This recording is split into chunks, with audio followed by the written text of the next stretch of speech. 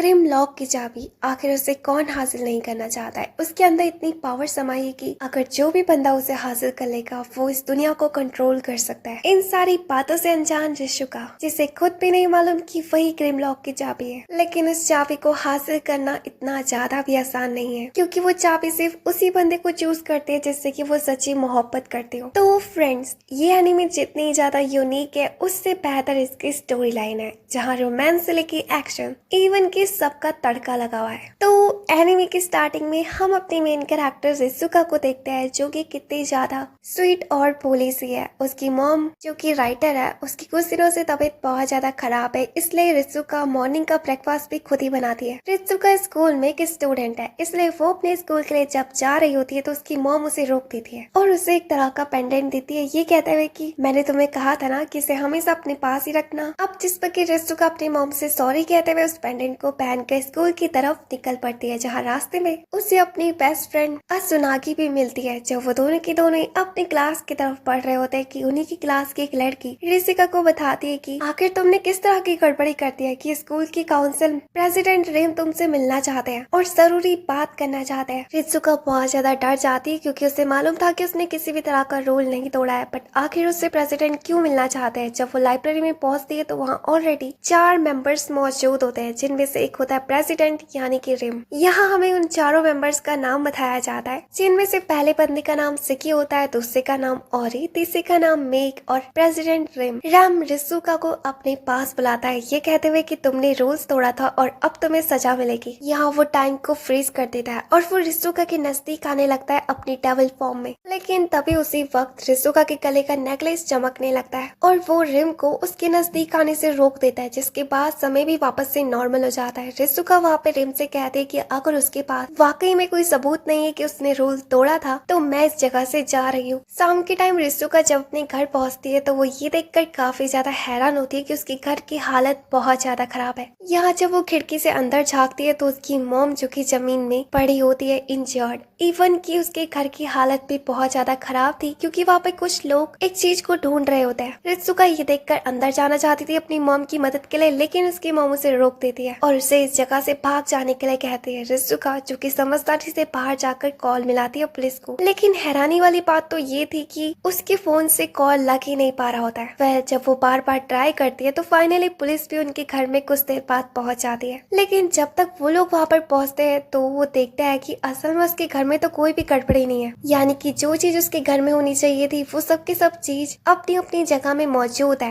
रिजुका police वालों को समझाने की कोशिश करती है कि नहीं, थोड़ी देर पहले तो हमारी घर की हालत पूरी खराब थी, इवन की तुम देख सकते हो मेरी मॉम भी गायब है घर से। मैं झूठ नहीं बोल रही हूँ, मेरी बातों पे यकीन करो। वो पुलिस वाले रिजुका से कहते हैं कि ठीक है, अगर तुम्हारी मॉम 24 घंटे के अंदर अंदर वापस नहीं आती है तो तुम वापस से पुलिस स्टेशन में आकर हमें इन्फॉर्म करना। वेल, यहाँ रात के टाइम पे रिजुका अपने भाई को कॉल मिलाती है। उसका भाई असल में लंदन में रहता है। उसका भाई आज के इंसिडेंट को सुनने के बाद रिजुका से कहता है कि उसे घबराने की जरूरत नहीं है, वो जाकर आज रात अपनी बेस्ट फ्रेंड के घर में रुके, मैं जल्दी जल्द तुम्हारे पास पहुंच जाऊंगा। अब अपने भाई के कहने पर रिजुका अपने दोस्त के घर की तरफ पढ़ने लगती है, लेकिन रास्ते में उसे वही लोग दिखाई देते हैं जिन्होंने की उसकी मॉम को किडनैप करा था। वो उन लोगों से पूछते हैं कि आखिर वो यहाँ पर किस लिए आए हैं और उसकी मॉम कहाँ है, जिस पे कि वो लोग यहाँ पे रिजुका को पकड़ लेते हैं और उससे क्रिम लॉक ताले की चाबी मांग रहे होते हैं। लेकिन तभी उनमें से एक बंदे को रिजुका के गले में एक तरह का लॉकेट दिखाई देता है। इससे पहले कि वो उस जगह में कुछ और भी करते, रिम सही मौके में आकर उन लोगों से रिजुका को अकेले छोड़ने के लिए कहते हैं, जिस पर कि वो लोग यहाँ पर रिम के ऊपर अटैक करने के लिए बढ़ने लगते हैं। लेकिन रिम अपनी थोड़ी सी पावर में उन सबको खत्म कर देता है। रिम को उसकी जान बचाता हुआ देखकर रिजुका उसका शुक्रिया अदा करती है, लेकिन वो इस जगह में काफी ज्यादा डर चुकी थी, तो यहाँ पर रिम उससे शांत कराता है। वेल, वो यहाँ पर रिजुका से पूछता है कि वो बाकी लड़कियों से काफी ज्यादा यूनिक है, यानी कि उसकी बॉडी से एक अलग ही तरह की स्मेल आ रही है जो कि किसी भी लड़के को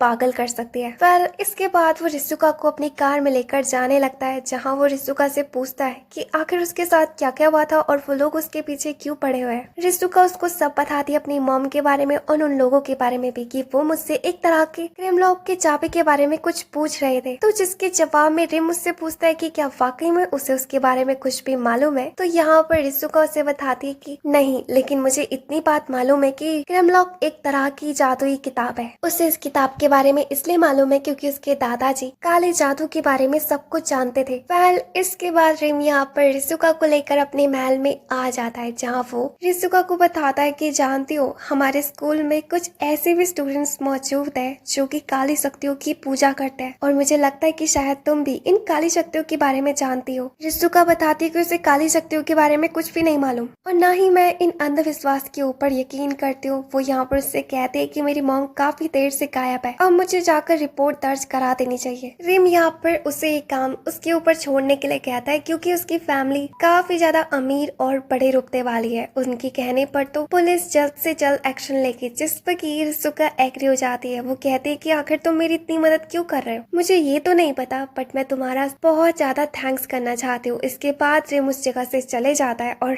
रिसुका के पास रिम का डॉग आता है, जिसे देखकर वो उसे उस जगह में सहलाने लगती है। अगले दिन मॉर्निंग में रिम रिसुका को स्कूल छोड़ने जाता है अपनी लग्जरियस गाड़ी में, जिसे वहाँ देखकर स्कूल के सारे लड़कियां और स्टूडेंट्स आपस में बात करने लगते हैं कि आखिर रिसुका के प्रेसिडेंट के साथ क्या रिश्ता है। रिसुका यहाँ पर रिम को कल रात के लिए थैंक्स करती है जो भी उसने मदद करी है। यहाँ जब रिसुका क्लास में जाती है तो उसकी बेस्ट फ्रेंड उससे पूछती है कि तुम्हारे बारे में कुछ ज्यादा ही अफवाह हो रही है, क्या वाकई में कल रात को तुम प्रेसिडेंट के घर में थी। जिस पर रिसुका उससे बताती है कि ऐसा कुछ नहीं है जैसा कि वो लोग सोच रहे हैं, असल में मेरी मॉम गायब हो चुकी है और रिम मेरी मदद कर रहा है मेरी मॉम को ढूंढने में। जब वो दोनों के दोनों एक दूसरे से बात कर रहे होते हैं तभी उन्हीं के स्कूल का एक स्टूडेंट आकर रिसुका को अपने साथ चलने के लिए कहता है क्योंकि रिम का ऑर्डर है, वो उसे मिलने के लिए बुला रहा है किसी जरूरी काम को लेकर। जिसे सुनकर रिसुका की दोस्त साथ चलने के लिए कहती है, लेकिन वो लड़का उसे उसी जगह में रोक देता है, ये कहते हुए कि रिम ने सिर्फ और सिर्फ रिसुका को ही बुलाया है। यहाँ जब रिसुका लाइब्रेरी में पहुँचती है तो रिम का कुत्ता उसके पीछे भाग भाग के आता है और इसके बाद एक एक करके वो सारे के सारे लड़के वहाँ पर रिसुका के ऊपर लाइन मारने लगते हैं, ये कहते हुए कि अगर फ्यूचर में उसे किसी भी तरह की जरूरत होगी तो हमें जरूर बुलाना, हम हमेशा तुम्हारे पीछे खड़े रहेंगे। उनकी ऐसी बातों को सुनकर रिसुका जो कि उस जगह में ब्लश करने लगती है, लेकिन तभी उस जगह में रिम भी पहुंच जाता है जो कि उन सबसे कहता है कि तुम्हारा हो गया हो तो मैं रिसुका से कोई जरूरी बात करना चाहता हूँ, और वो उससे बात करने के लिए उसे अपनी कार में लेकर चले जाता है। यहाँ वो सारे के सारे लड़के सोच रहे होते हैं कि रिम कितना ज्यादा चालाक है, लगता है कि वो पूरी मिठाई अकेले ही खाना चाहता है। तो उसी तरफ हम यहाँ पर रिम और रिसुका को देखते हैं जो कि दोनों के दोनों कार में बैठे होते हैं, जहाँ पर रिम उसे बताता है कि उसे उसकी मॉम की लोकेशन के बारे में मालूम पड़ चुका है। उसकी मॉम इस टाइम पर वैम्पायर्स के कब्जे में है, जिससे कि उसकी मुलाकात लास्ट टाइम हुई थी। और इसके बाद यहाँ पर रिम उसे उसके दादाजी के घर के बारे में बताता है कि वहीं से उन्हें वैम्पायर्स के बारे में जानकारी मिलेगी जो कि तुम्हारी मॉम को ढूंढने के लिए काफी ज्यादा काम आएगी। वेल वो वहीं के लिए निकल रहे होते हैं, जहाँ रास्ते के बीच में रिम उसे खाना ऑफर करता है। तो रिसुका पहले तो मना कर रही होती है, लेकिन उसे भी भूख लगी थी तो वो भी खा लेती। रिसुका यहाँ पे रिम का शुक्रिया अदा करती है कि आखिर वो उसकी इतनी मदद क्यों कर रहा है, आज के टाइम पे इतना तो कोई अपना भी नहीं करता। वो यहाँ पर उससे पूछती है कि लगता है तुम्हें डॉग्स काफी ज्यादा पसंद है, क्योंकि लास्ट टाइम मैंने तुम्हारे घर में उस पोमेरियन को देखा था, वो वाकई में कितना ज्यादा क्यूट है ना। उसकी बातों को सुनकर रिम कहता है कि लगता है लोविन ने रिसुका के ऊपर अपना जादू कर दिया, मैं इसे छोड़ूंगा नहीं। उसकी बातों को सुनकर रिसुका कहती है कि क्या तुम्हारे कुत्ते का नाम लोविन है, बड़ा अतरंगी नाम है उसका, क्योंकि असल में ऐसे नाम तो इंसानों के होते हैं। लेकिन यहाँ लोविन उसे ये टॉपिक काटने के लिए कहता है क्योंकि इस टाइम पे सबसे जरूरी था उसकी मॉम के बारे में पता लगाना। जब वो उसके दादाजी के घर में पहुंच जाते हैं, उस जगह की हालत वाकई में काफी ज्यादा खराब थी। रिम को उस घर में से रिसुका की मॉम का फोन भी दिखाई देता है, यानी कि इस चीज से साबित हो चुका था कि रिसुका की मॉम पहले इस जगह में मौजूद थी। रिसुका अपनी मॉम को याद करते हुए रोने लगती है, लेकिन यहाँ रिम उसे भरोसा दिलाता है कि वो उसकी मॉम को ढूंढ लेंगे। लेकिन सोचने वाली बात तो ये है कि आखिर वो लोग तुम्हारी मॉम के पीछे इसलिए पड़े हुए हैं क्योंकि वो ग्रिमलॉक के ताले की चाबी ढूंढना चाहते हैं, और ये जरूर वही लोग होंगे जो कि काली शक्तियों की पूजा करते हैं। रिसुका बताती है कि वैसे मुझे ग्रिमलॉक के बारे में वाकई में कुछ नहीं मालूम, क्योंकि जब मेरे दादाजी ने मुझे इस बारे में बताया था मैं बहुत ज्यादा छोटी थी। आखिर वो लोग हमारे पीछे पड़े क्यों हुए? वेल रिम वहाँ पर उसकी फैमिली फोटोज को देखने लगता है, जहाँ पर कि वो एक एक करके सारे मेंबर्स के बारे में पूछने लगता है, जिस पर कि रिसुका सबके बारे में बताने लगती है। जहाँ पर रिम उसकी मासी की तरफ उंगली करता हुआ बताता है कि क्या पता तुम्हारी मासी को कुछ चीज पता होगी। लेकिन रिसुका बताती है कि उसकी मॉम की बहन बहुत पहले ही मर चुकी है, जब रिसुका काफी ज्यादा छोटी थी। वेल अब कुछ देर बाद वो दोनों की दोनों इस जगह से जाने लगता है, लेकिन वो दरवाजा नहीं खुलता। रिम को लगता है कि कहीं ना कहीं वो किसी तरह के ट्रैप में फंस चुके हैं, और तभी अचानक से उस घर में आग लगने लगती है, जिसे देखकर रिसुका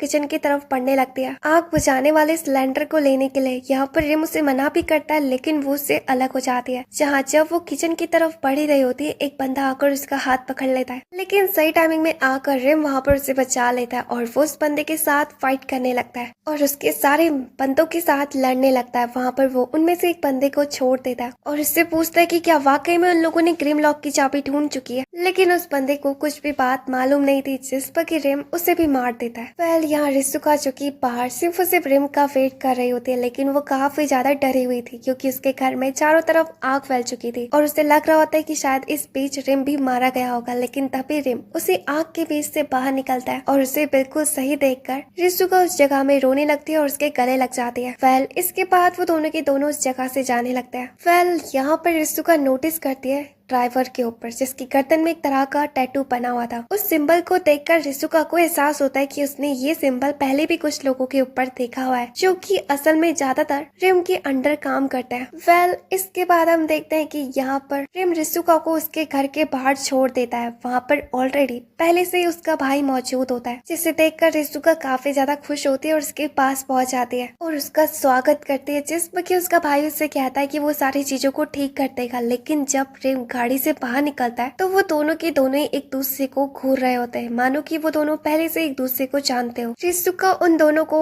एक दूसरे से इंट्रोड्यूस कराती है, जिस पर कि रिम सामने आकर उसके भाई के साथ हाथ मिलाने के लिए हाथ आगे करता है। लेकिन रिजुका का भाई, उसका नाम नागी होता है, वो टूटली उस जगह से रिजुका को लेकर घर की तरफ जाने लगता है बिना रिम से हाथ मिलाए, जिसको देखकर रिजुका को काफी ज्यादा बुरा लगता है और वो रिम से माफी मांगती है अपने भाई के बदले। यहाँ सुबह के टाइम पर रिम जो कि वापस से अपनी जगह में जाकर बैठ जाता है। उसका मूड काफी ज्यादा खराब था, जिसे देखकर यहाँ वो लड़के आपस में बातें करने लगते हैं कि आखिर इसे क्या हो गया। मेज कहता है कि लगता है उसे ग्रिमलॉक की चाबी नहीं मिली, तो जिस पर दूसरा बंदा कहता है कि लगता है भाई को रिजुका ने मुंह पर ही रिजेक्ट कर दिया। वहाँ पर वो लोग हंसने लगता है कि तभी बीच में ओरी सामने आता है और कहता है कि आखिर तुम हमारे भाई का मजाक कैसे उड़ा सकते हो, चाबी तो ढूंढनी है और क्या पता मैं इस काम को कर सकूं। यहाँ पर वो रिम को उसे एक मौका देने के लिए कहता है, लेकिन रिम उसे साफ मना कर देता है, ये कहते हुए कि तुम मेरे रास्ते के बीच में मत आओ, मैं ये चीज खुद से हैंडल कर सकता हूँ। तो उसी तब हम रिजुका को देखते हैं जो कि घोड़े बेचकर सो रही होती है। तभी उसका भाई आकर जो कि रूम की सफाई कर रहा होता है, वो उसके कमरे की खिड़की का पर्दा खोल देता है, जिस पर कि रिजुका अचानक से डर जाती है। लेकिन उसे मालूम पड़ता है कि वो तो नागी है। वो यहाँ उससे पूछता है कि वो हर रोज ऐसी सुअरों की तरह 10 बजे तक सोई रहती है। वेल वो उसे फ्रेश होकर ब्रेकफास्ट खाने के लिए कहता है। यहाँ कुछ देर बाद रिजुका जो कि स्कूल की यूनिफॉर्म पहनकर डाइनिंग टेबल में बैठ जाती है। वो अपने भाई के पकाए हुए खाने को देखकर उसकी तारीफ करती है। वो उससे कहती है कि वाकई में मुझे यकीन नहीं हो रहा कि तुम लंदन जाकर 5 स्टार शेफ क्यों नहीं बन गए। अगर तुम ऐसा करते तो तुम्हारे हाथ के स्वाद पर सबके सब लोग दीवाने हो जाते। लेकिन नागी उससे पूछता है कि आखिर उसने स्कूल की यूनिफॉर्म क्यों पहनी हुई है, जिस पर कि रिजुका काफी ज्यादा हैरान होती है। नागी उससे कहता है कि मुझे लगता है तुम्हें कुछ दिनों के लिए स्कूल से छुट्टी ले लेनी चाहिए, क्योंकि मैं नहीं चाहता कि स्कूल के बहाने तुम रिम के नजदीक जाओ। उसकी बातों को सुनकर रिजुका उससे कहती है कि आखिर वो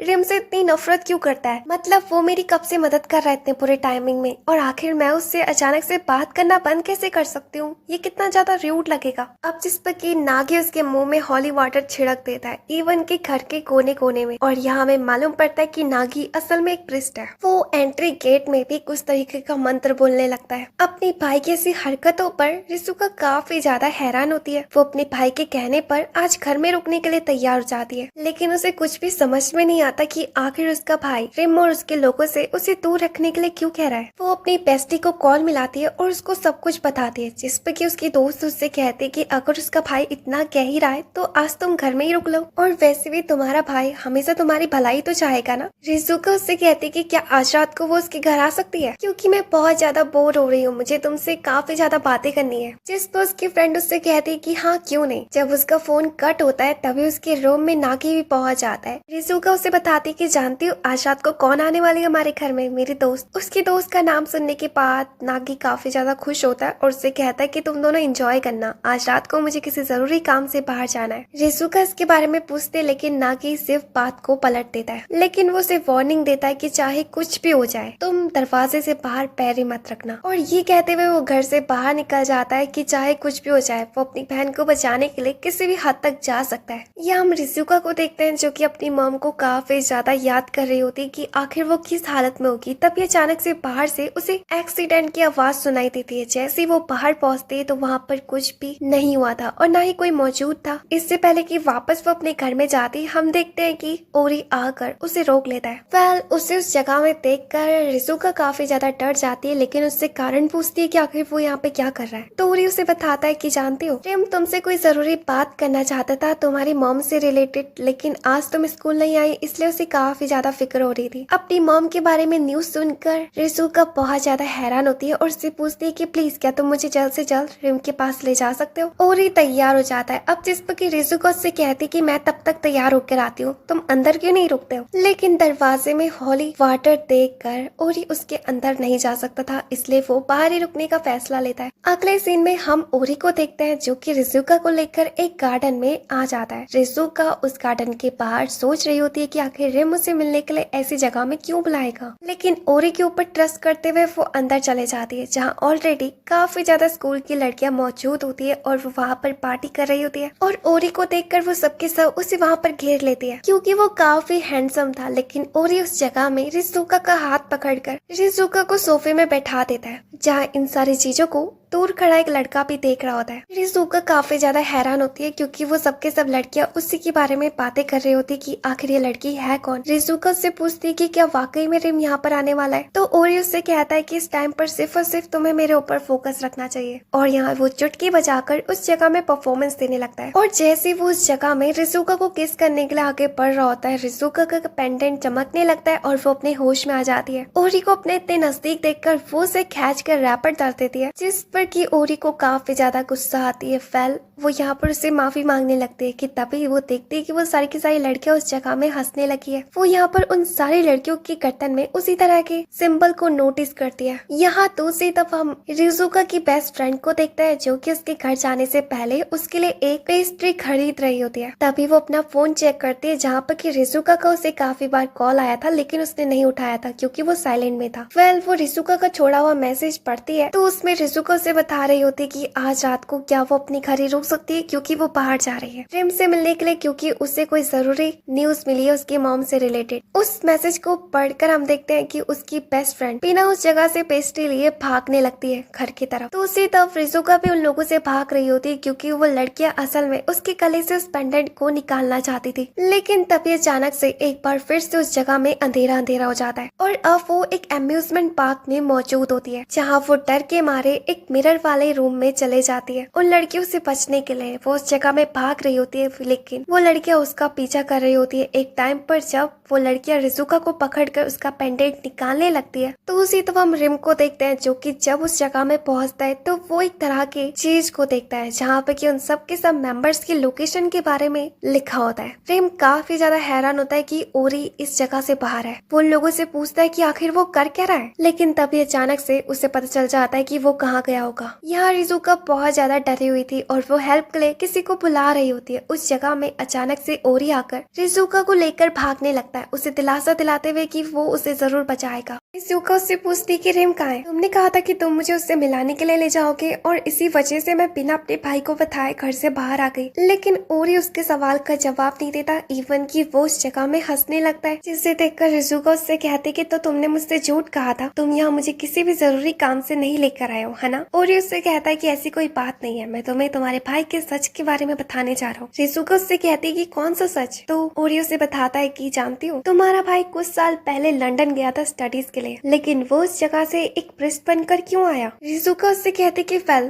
तुम्हें मेरे भाई के बारे में कैसे मालूम है। तो जिस पर ओरी उससे कहता है कि मुझे तुम्हारे भाई और तुम्हारी पूरी फैमिली के बारे में बहुत कुछ मालूम है जो कि खुद तुम्हें भी नहीं पता। तो क्या तुम अपने भाई के सीक्रेट के बारे में जानना चाहती हो। रिजुका हाँ में जवाब देती है। तो ओरी उससे कहता है कि सुनो फिर, तुम्हारा भाई असल में एक प्रिस्ट है जो कि लंदन में अपने कॉलेज के लिए नहीं गया था, बल्कि उस जगह में एक्सॉर्सिज्म सीखने के लिए गया था, यानी कि काला जादू। लेकिन उसकी बातों को सुनकर रिजुका सोचती है कि जो वो कह रहा है ये झूठ भी तो नहीं है, क्योंकि वो वाकई में कुछ अजीब सी चीजें करता है। लेकिन अभी भी वो तैयार नहीं थी वो ओरी से कहती कि मैं ये चीज पे यकीन नहीं कर सकती हूँ कि मेरा भाई वाकई में काली शक्तियों के बारे में जानता है या फिर उनकी पूजा करता है। ओरी उससे कहता है कि आखिर वो अपने भाई के ऊपर आंख बंद करके विश्वास क्यों करती है। तुम खुद सोचो ना, अगर तुम्हारे भाई को स्टडीज ही करनी होती तो वो लंदन क्यों जाता, और ये बात वो तुम्हारे परिवार वालों से क्यों छुपाता। वो खुद से भी तो बोल सकता था ना कि उसे एक प्रिस्ट बनना है। जिसके जवाब में रिजुका उससे कहती कि लेकिन आखिर वो काला जादू क्यों सीखना चाहता है। तो यहाँ पर ओरी उससे कहता है कि वो इस सवाल का जवाब अपने खुद प्यारे भाई से क्यों नहीं पूछ लेती जिसके ऊपर वो इतना ज्यादा यकीन करती है। और क्या तुमने एक चीज अपने से सोची है कि तुम्हारा भाई आखिर तुम्हारी मॉम को ढूंढने में तुम्हारी मदद क्यों नहीं कर रहा है तब से। तुम वाकई में कितनी ज्यादा भोली हो, इवन कि सबके सब तुम्हें बेवकूफ बना देते हैं। वैसे अगर तुम मुझे चूज करोगी अपना पार्टनर तो मैं तुम्हें इस दुनिया से अलग ले जा सकता हूँ जहाँ हम दोनों साथ रहेंगे और तुम्हारी फीलिंग्स को कोई भी हर्ट नहीं कर पाएगा। और यहाँ वो अपनी चमकीली आंखों से रिजुका के ऊपर जादू करने लगता है, यानी कि अब वो उसे हिप्नोटाइज कर चुका था। यहाँ पर वो रिजुका से क्रीम रॉक के बारे में कहने लगता है कि तुम उसकी चाबी हो, क्या तुम मुझे चूज करोगे, क्या तुम मुझे बताओगे कि तुमने वो चाबी कहाँ रखी है। अब जिस पे कि रिजुका वहाँ पर कुछ बोलने वाली थी कि बीच में उसका पेंडेंट चमकने लगता है, जिसे देखकर ओरी को लगता है कि शायद ये बीच में आ रहा है, इसलिए वो रिजुका से उसका पेंडेंट उतारने के लिए कहता है। रिजुका जब उसे उतारने वाली थी उस जगह में रिम भी आ जाता है जो कि रिजुका को अपनी तरफ खींचता है और उसे होश में ले आता है। यहाँ वो ओरी से कहता है मैंने कहा था ना तुम मेरे बीच में मत आना। ओरी उससे कहता है कि क्यों नहीं आ सकता, रिजुका मुझे पसंद करती है। इसके बाद वो अपना हाथ आगे करता है और रिम भी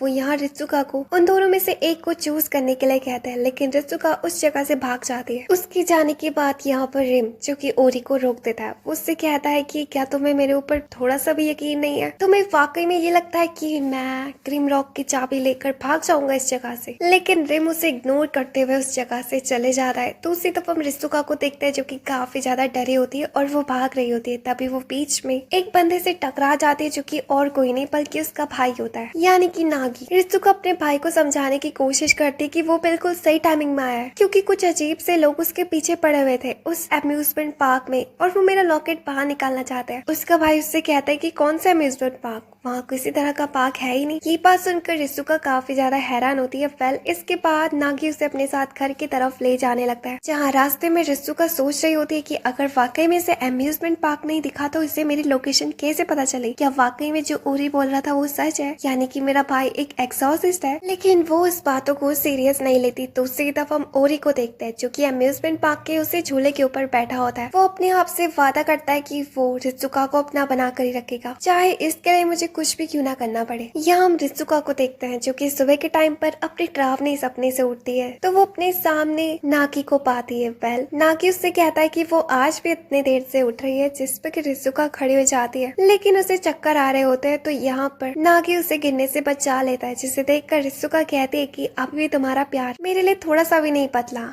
हमें यहाँ बताया जाता है कि रिजुका और नागी उन दोनों का खून का रिश्ता नहीं है, असल में जो नागी है वो उसकी मौसी का बेटा है। रिजुका यहाँ पे नागी को बताती है कि जानते हो मेरा बचपन का सपना क्या था, कि मैं तुमसे शादी करूँ, लेकिन अब देखो तुम तो पूरे हाउसवाइफ की तरह लग रहे हो। वेल इसके बाद वो खिड़की से ठंडी हवाएं लेने के लिए जैसे खिड़की खोलने की कोशिश करती है तो वो नहीं खुलती क्योंकि नागी ने बाहर से ताला लगाया हुआ था। और वो उससे पूछती कि क्या ये तुमने कराया, पर क्यों। नागी उससे कहता है कि अगर तुम्हें बचाने के लिए मुझे तुम्हें 4 दीवारों के अंदर बंद भी करना पड़ेगा तो मैं तैयार हूँ। रिजुका को उसकी ऐसी बातों से काफी ज्यादा गुस्सा आती है और अब बहुत हद हो चुकी थी। वो यहाँ पर नागी से कहती है कि आखिर वो सच को क्यों छुपा रहा है। उसने मुझसे ये भी छुपाया कि असल में नागी एक एक्सॉर्सिस्ट है। यहाँ अपनी सच्चाई को सुनकर नागी काफी ज्यादा हैरान होता है। हम कुछ देर बाद का सीन देखते हैं जहाँ पे कि नागी रिजुका को सब कुछ बता रहा होता है, जहाँ वो उसे बताता है कि तुम दादाजी के बारे में तो जानती होगी ना कि वो कितनी ज्यादा रिसर्च करते थे वैम्पायर्स और डेविल्स के ऊपर, और उन्हें काली शक्तियों का भी काफी ज्यादा ज्ञान था। उनकी डेथ कर्स की वजह से हुई थी, ना कि किसी बीमारी की वजह से। उसकी बात को सुनकर रिजुका बहुत ज्यादा हैरान होती है और वो उससे पूछती है कि आखिर फिर तुमने मुझसे झूठ क्यों बोला और मुझे दादाजी से क्यों नहीं मिलने दिया आखिरी टाइम पर। जिस पर नागी उसे बताता है क्योंकि उनकी हालत बहुत खराब थी, कर्स ने उनकी बॉडी के सारे मांस को नोच खाया था, लेकिन दादाजी ने मरने से पहले जितनी भी उन्होंने रिसर्च करी थी वो सब कुछ मेरे ऊपर सौंप दी और इवन की मुझे जिम्मेदारी थी कि मैं फ्यूचर में तुम्हारी और तुम्हारी मॉम की रक्षा करूं। रित्सुका उससे कहती है कि क्या मॉम को याद है कि तुम एक एक्सॉर्सिस्ट हो, जिस पर नागी हाँ में जवाब देता है, ये कहते हुए कि तुम इकलौती हो जो कि सच के बारे में नहीं जानती हो बाकी सबको छोड़ के। इवन की मॉम को भी ये बात पता थी और मैंने उन्हें वो पेंडेंट दिया था तुम्हें काली शक्तियों से बचाने के लिए। तो जिस पर रित्सुका उससे कहती कि आखिर फिर तुमने ये सारी चीजें मुझसे क्यों छुपाई। नागी उससे बताता है कि वो इसे रित्सुका के 17 बर्थडे में पठाना चाहते थे, लेकिन हालात इतने ज्यादा बिगड़ जाएंगे ये बात तो मुझे भी नहीं मालूम थी। रित्सुका उससे कहती कि तो फिर जिन लोगों ने मेरे ऊपर टैग करा था, यानी कि जिन्होंने मॉम को किडनैप भी करा था, उनकी आंखें लाल क्यों। उसके जवाब में नागी उससे कहता है कि वो वैम्पायर्स थे। रित्सुका उससे पूछती है कि फिर वो लोग मॉम और मेरे पीछे क्यों पड़े हुए हैं। नागी उसे बताता है कि दादाजी के रिसर्च के अकॉर्डिंग एक टाइम पर जब डेविल्स की शक्तियां कम होने लगी और वो कमजोर पड़ने लगी, वैम्पायर्स ने मौका पाकर उनके ऊपर अटैक करना शुरू कर दिया, जिससे कि डेविल्स की संख्या बिल्कुल कम हो चुकी थी। उस टाइम पर इस वॉर को रोकने के लिए बीच में आया था ग्रिमरॉक। उसकी बातों पर यहाँ पर रित्सुका काफी ज्यादा हैरान होती है, तो उसका भाई उससे पूछता है कि क्या वो ग्रिमरॉक के बारे में जानती है कि असल में वो एक तरह की मैजिकल बुक है जिसके अंदर इतनी पावर्स है कि अगर कोई भी बंदा उस किताब को अपने हाथों में पकड़ ले तो वो इस पूरी दुनिया को अपने हाथ में कंट्रोल कर सकता है। और जानते हो उस किताब को हासिल करने की चाबी कहाँ मौजूद है? हमारी फैमिली के अंदर। इसलिए वो सबके सब बुरे लोग हमारे पीछे पड़े हुए हैं। रित्सुका उसकी बातों को सुनकर कहती कि सिर्फ वाकई में कुछ नहीं मालूम उस चाबी के बारे में, लेकिन तभी उसे यहाँ पर ओरी की बात याद आती है। उसने उससे कहा था कि वही आखिरी बची हुई चाबी है उस किताब को हासिल करने वाली। उसकी बातों को सुनकर यहाँ पर नाकी उससे कहता है कि जानती हो इसके बारे में सिर्फ मुझे ही नहीं बल्कि सबको मालूम है, यानी कि उन लोगों को भी, और जिनके ऊपर वो इतना ज्यादा भरोसा कर रही है असल में वो डेविल्स है सबके सब, सिर्फ शिकी को छोड़कर, क्योंकि वो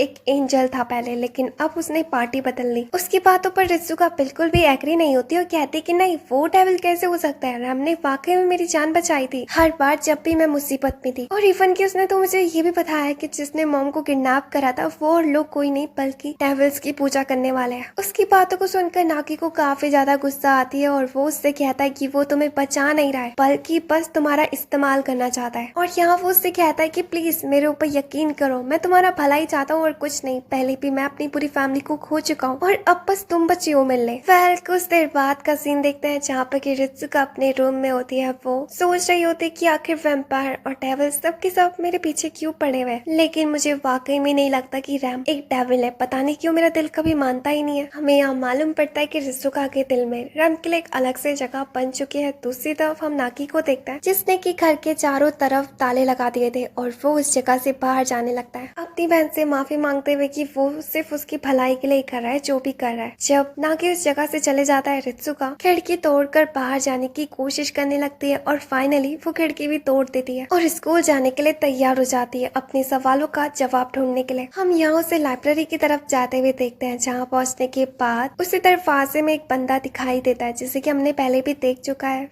वो उस बंदे से पूछती है कि क्या रिम मौजूद है अंदर, लेकिन वो बंदा कुछ भी जवाब नहीं देता और वो उस जगह से स्माइल करके दरवाजा बंद कर देता है। तभी उस जगह में रिम भी पहुंच जाता है जो कि रित्सुका को उस जगह में देखकर काफी ज्यादा हैरान होता है। रित्सुका उससे वहाँ पर पूछना चाहती थी अपनी माँ के बारे में कि क्या उसे और कुछ चीज मालूम पड़ी है, लेकिन यहाँ पर रिम उसके एक भी सवाल का जवाब नहीं देता। रित्सुका उससे कहती है कि तो इसका मतलब तुम ये सब कुछ सिर्फ और सिर्फ उस ग्रिमरॉक की चाबी के लिए कर रहे थे, है ना? तुम्हें मुझसे कभी प्यार हुआ ही नहीं था। अब जिस पर कि रिम उससे कहता है कि तुम्हारे भाई ने मुझे तुमसे दूर रहने के लिए कहा है, इसलिए मैं तुमसे कोई भी बात नहीं करना चाहता, और वो उस जगह का दरवाजा बंद करते हुए अंदर चले जाता है। और यहाँ हम थोड़ी देर बाद रेम को देखते हैं जो कि रित्सुका की क्लास में जाकर उसकी बेस्ट फ्रेंड को ढूंढ रहा होता है। वो वहाँ जाकर उसकी दोस्त से कहता है कि क्या आज रित्सुका स्कूल नहीं आई, तो यहाँ पर उसकी दोस्त बताती है कि नहीं, क्यों? तो रेम उससे कहता है कि थोड़ी देर पहले तो मैंने उसे लाइब्रेरी के बाहर घूमते हुए देखा था। उसकी बातों को सुनकर उसकी दोस्त काफी ज्यादा हैरान होती है और वो डायरेक्ट नाकी को इस बारे में मैसेज भेज देती है। दूसरी तरफ नाकी जो कि चर्च में मौजूद होता है जहाँ चर्च का फादर उसे एक तरह की रिंग देता है। यहाँ जब वो वापस घर की तरफ जा ही रहा होता है वो यहाँ पे रित्सुका की दोस्त का मैसेज पढ़ता है जिसे देखकर वो बहुत ज्यादा हैरान होता है। यहाँ हम रित्सुका को देखते हैं जो कि स्कूल में काफी ज्यादा परेशान होती है कि आखिर रैम उससे क्यों नहीं बात करना चाहता है, लेकिन रास्ते के बीच में वो रैम से टकरा जाती है जो कि उससे उसके साथ चलने के लिए कहता है। दूसरी तरफ उसे उस जगह में अपनी दोस्त की आवाज भी सुनाई सुनाई देती है जो कि उसे ही ढूंढ रही होती है, लेकिन इससे पहले रैम उसे अपने साथ लेकर चले जाता है। बाहर का सीन देखते हैं जहाँ नागी के पास रिस्तुका की दोस्त आती है और बताती है कि मैंने उसे पूरे स्कूल में ढूंढ लिया लेकिन वो मुझे नहीं मिली। तो यहाँ पर नागी उसे ढूंढने के लिए पास के स्टिक पकड़कर उसके ऊपर जादू करने लगता है और उसे रास्ता बताने के लिए कहता है और इस स्टिक की बताई हुई लोकेशन में वो जाने लगता है। दूसरी तरफ रिस्तुका जो कि रैम के पीछे पीछे एक पुराने और अंधेरे कमरे में ले आता है। रिस्तुका उससे पूछती कि आखिर तुम बात करने के लिए मुझे यहाँ क्यों लेकर आए हो, लेकिन रैम उसके सवाल का जवाब नहीं देता। तभी उसी वक्त उसे उसकी भाई की आवाज सुनाई देती है जो कि उसे ढूंढ रहा होता है, यानी कि नागी। लेकिन जैसे वो हाँ में जवाब देती रैम उसे रोक देता है और उस जगह में हंसने लगता है, जिसे देखकर रिस्तुका को मालूम पड़ता है कि असल में वो तो रैम है ही नहीं और वो उसे धक्का देते हुए उस जगह से भागने की कोशिश करती है। लेकिन यहाँ बहुत सारे रैम आकर उसे रोक देते हैं। तो अब वो उस जगह में बहुत ज्यादा डर चुकी थी और वो नागी को हेल्प के लिए बुलाने लगती है। उसकी आवाज सुनकर नागी भी उस जगह में पहुंच जाता है और हमें यहाँ पे मालूम पड़ता है कि इस काम को और किसी ने नहीं बल्कि उसी लड़के ने करा है जो कि रिस्तुका को थोड़ी देर पहले लाइब्रेरी के दरवाजे में मिला था और यहाँ वो किसी प्लान को अंजाम देने वाली बात कर रहा था। तो उसी तरफ हम उन सारे रैम को देखते हैं जो कि मिलकर यहाँ पर नागी के ऊपर अटैक कर देते हैं और रिस्तुका को बचाने के चक्कर में नागी बहुत ज्यादा इंजर्ड हो जाता है और रिस्तुका के उस जगह में चिल्लाने की वजह से उसका लॉकेट भी टूट जाता है, जिसे देखकर नागी उस जगह में काफी ज्यादा डर जाता है और वो उस लॉकेट को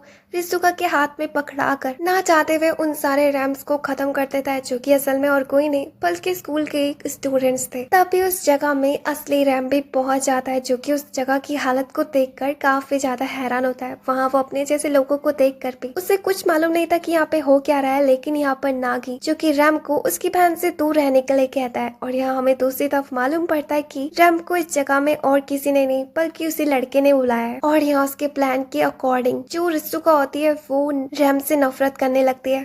इसके बाद जब वो बंदा वापस से लाइब्रेरी की तरफ जा रहा होता है तो रास्ते में रैम उसे रोक देता है और कहता है कि मुझे पूरा यकीन है आज जो भी हुआ है उसके पीछे तुम्हारा हाथ है ना। तो उसी तरफ घर पर जहाँ पर कि रिस्तुका नागी की पट्टी कर रही होती है, वो नागी से कहती है कि वाकई में एक बार फिर से तुमने एक राजकुमार की तरह आकर मुझे बचा लिया हर बार की तरह, लेकिन मुझे नहीं पता था कि वो रैम इतना ज्यादा कमीना निकलेगा। नागी उससे कहता है कि मैं यही चीज तो तुम्हें कब से समझाना चाहता था, लेकिन रिस्तुका उससे कहती है कि मैं कल से फिर से स्कूल जाना चाहती हूँ, आखिर मैं कब तक इन मुसीबतों से भागते रहूंगी। उसकी बातों को सुनकर यहाँ पर नागी उससे कहता है कि लगता है कि रिस्तुका वाकई में अब बड़ी और समझदार हो चुकी है। वो यहाँ पर अपनी बहन को एक तरह की अंगूठी पहनाता है ये कहते हुए कि वो उसकी रक्षा करे जैसे कि उसका लॉकेट टूट चुका है, बट वो यहाँ पर उससे ये भी कहता है कि कल से तुम्हारी प्रोटेक्शन के लिए मैं भी स्कूल आऊंगा तुम्हारे साथ। उसकी बातों पर रिस्तुका बहुत ज्यादा हैरान होती है। रात के टाइम हम रैम को देखते हैं जो कि कह रहा होता है कि उसे ये काम करने में आखिर इतनी ज्यादा देरी क्यों लग रही है। वो स्क्रीम लॉक की चाबी को हासिल करना चाहता है और यही उसका मिशन है। तो उसी तब हम यहाँ पे नागी को भी देखते हैं जो कि कुछ वैम्पायर्स को मार रहा होता है। ये कहते हैं कि मैंने तुम लोगों से पहले भी कहा था कि मेरी बहन से दूर रहो, लेकिन एक बंदा जो कि छुपा होता है वो उससे कहता है कि आखिर वो हमारे मिशन के बीच में क्यों आ रहा है। नागी उससे कहता है कि वो अपनी बहन को बचाने के लिए कुछ भी कर सकता है और किसी भी हद जा सकता है। हम नागी को देखते हैं जिसकी आंखें उस जगह में लाल हो चुकी थी, यानी कि वो भी आधा वैम्पायर है। अगले दिन स्कूल में रिस्तुका के भाई को देखकर सारी की सारी लड़कियां उसके ऊपर फिदा हो जाती है, इवन की सबके सब उसकी फ्रेंड बनने के लिए तैयार थी। जब यहाँ पर रिस्तुका की क्लास चल रही होती है और जब वो यहाँ पे अपनी रिंग को देख ही रही होती है तभी अचानक से उनकी क्लास का कोई बंदा आकर दरवाजा तोड़ देता है, जो कि असल में और कोई नहीं बल्कि मेज होता है, जिसे देखकर क्लास टीचर उससे कहता है कि आखिर उसकी हिम्मत कैसे हुई बीच क्लास में अंदर आने की। लेकिन मेज उन सारी बातों को इग्नोर करते हुए रिस्तुका की तरफ पढ़ने लगता है, जिसे देखकर सारे के सारे स्टूडेंट्स आपस में बातें करने लगते हैं। और यहाँ पर मेज जो कि रिस्तुका को उस जगह से लेकर खिड़की के रास्ते भाग जाता है। रिस्तुका की दोस्त आकर उसे रोकने की कोशिश करती है, लेकिन तब तक मेघ उसे उस जगह से ले जा चुका था और वो नीचे उतरते ही उन सारे स्टूडेंट्स की मेमोरीज को मिटा देता है, जिससे कि अब उन लोगों को कुछ भी याद नहीं था, इवन की रिस्तुका की सहेली को भी नहीं कि आखिर वो किस रास्ते से गए हैं। बट उसे इतना तो मालूम था कि रिस्तुका क्लास से गायब है। और तभी उसी वक्त उसकी क्लास में नागी भी पहुंच जाता है अपनी बहन को बचाने के लिए। यहाँ हम लाइब्रेरी का सीन देखते हैं जहाँ पर की ओरी, शिकी और रैम मौजूद होता है, जो कि आपस में बात कर रहे होते हैं। तुम्हें नहीं लगता हम में से एक बंदा गायब है? जिसके जवाब में शिकी कहता है तुम मेघ की बात कर रहे हो, मुझे लगता है कि वो भी उस लड़की के ऊपर अपना हाथ आजमाने के लिए गया है। उनकी बातों को सुनकर रैम काफी ज्यादा हैरान होता है और अब वो इस जगह में मेज की लोकेशन को देखने लगता है। और दूसरी तरफ रिस्तुका जो कि काफी ज्यादा डरी हुई थी क्योंकि मेघ असल में उससे टोक्यो के बीच बीच टावर में लाकर खड़ा कर दिया था। और वो कहता है कि आखिर तुम जैसी लड़कियों को ऊंचाइयों से डर क्यों लगता है भाई। और यहाँ वो हंसने लगता है ये कहते हुए, अरे मैं तो भूल ही गया तुम एक इंसान हो, अगर तुम लोग इतनी ऊंचाई से गिरोगे तो तुम मारे जाओगे। और इसके बाद वो खुद नीचे कूद जाता है, लेकिन उसे कुछ भी नहीं होता। और अब वो उस जगह में खतरनाक